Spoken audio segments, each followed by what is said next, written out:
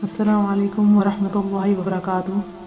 میرے بھائیوں بہنوں اور دوستوں، جو اللہ کی رحمت ہے یہ ایک بہت بڑی نعمت ہے ہم سب کے لیے۔ انسان کو زندگی میں کسی موڑ پہ بھی اللہ تعالیٰ سے مایوس نہیں ہونا چاہیے، بلکہ اللہ تعالیٰ کی رحمت ایک آسرا ہے جو انسان کو جینے کا حوصلہ دیتی ہے۔ اللہ تعالیٰ سے اچھی امید، اچھی لو لگا کے رکھنی چاہیے۔ دراصل انسان توبہ کر لیتا ہے، اللہ تعالیٰ جب انسان اپنے گناہوں کی معافی مانگتا ہے اور اللہ تعالیٰ سے سچی توبہ کر لیتا ہے تو اللہ تعالیٰ کی جو رحمت ہے وہ انسان پر زور و شور سے برستی ہے۔ لیکن انسان ہی ایسا ہے جو جلدی مایوس ہو جاتا ہے اور کفری الفاظ کہنا شروع کر دیتا ہے۔ دراصل جو مایوسی ہے وہ ایک گمراہی ہے اور انسان کو گناہ کی طرف لے کے جاتی ہے، کیونکہ مایوسی کفر ہے اور مومن کو کسی حال میں بھی مایوس نہیں ہونا چاہیے۔ قرآن کی ایک آیت ہے سورہ زمر کی 54 نمبر آیت، قُلْ يَا عِبَادِيَ الَّذِينَ أَسْرَفُوا عَلَىٰ أَنفُسِهِمْ لَا تَقْنَطُوا مِنْ رَحْمَةِ اللَّهِ إِنَّ اللَّهَ يَغْفِرُ الذُّنُوبَ جَمِيعًا إِنَّهُ هُوَ الْغَفُورُ الرَّحِيمُ۔ اے پیغمبر، میری طرف سے لوگوں کو کہہ دو کہ اے میرے بندوں جنہوں نے اپنی جانوں پر زیادتی کی ہے، اللہ کی رحمت سے نا امید نہ ہونا، اللہ تو سب کو بخش دیتا ہے، بے شک وہی تو ہے بڑا بخشنے والا مہربان۔ اسی سلسلے میں ایک حدیث ہے صحیح مسلم کی، نمبر ہے 6572۔ انہوں نے حضرت ابو ذر رضی اللہ عنہ سے اور انہوں نے نبی صلی اللہ علیہ وسلم سے ایک ایسی روایت بیان کی جو آپ نے اللہ تبارک و تعالیٰ سے بیان کی۔ اللہ تعالیٰ نے فرمایا، میرے بندوں، میں نے ظلم کرنا اپنے اوپر حرام کیا ہے اور تمہارے درمیان بھی اسے حرام قرار دیا ہے، اس لیے تم ایک دوسرے پر ظلم نہ کرو۔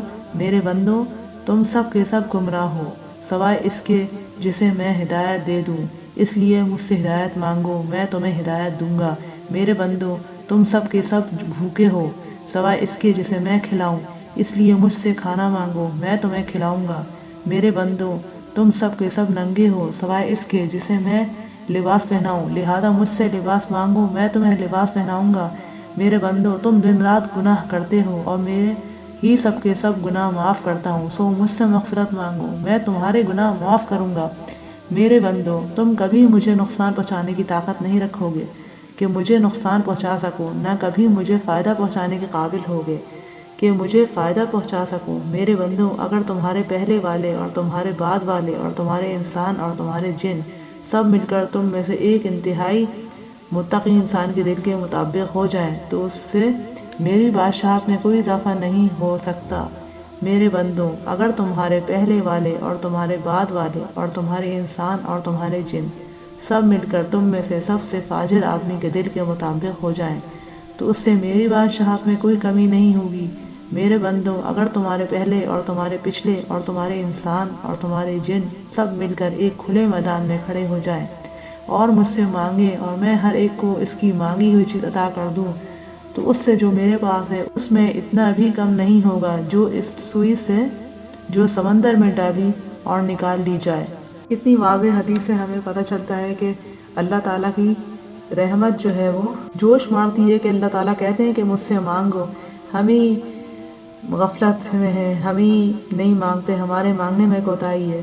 اللہ تعالیٰ ہم سب کو ہدایت دے، توفیق دے کہ ہم اللہ تعالیٰ سے مانگنے والے بنے، اللہ تعالیٰ سے سچی توبہ، اللہ تعالیٰ سے اپنی بخشش طلب کرنے والے بنے۔ آمین ثم آمین۔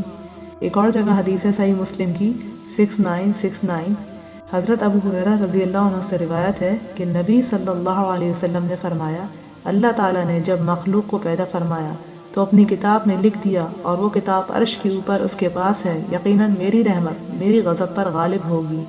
ہمیں جگہ جگہ ملتا ہے قرآن سے حدیث سے حوالہ کہ اللہ تعالیٰ کی رحمت سے مایوس نہیں ہونا چاہیے۔ اگر انسان سچی توبہ کرے، اللہ تعالیٰ سے طلب کرے، اللہ تعالیٰ بخشنے والا ہے تو اللہ تعالیٰ کیوں اس پہ اپنی رحمت نازل نہیں فرمائے گا۔ دراصل مانگنا ہمیں چاہیے، ہمارے مانگنے میں کمی ہے، اللہ تعالیٰ کے پاس کوئی کمی نہیں ہے۔ اللہ تعالیٰ ہم سب کو اس پر عمل کرنے کی توفیق عطا فرمائے۔ آمین ثم آمین۔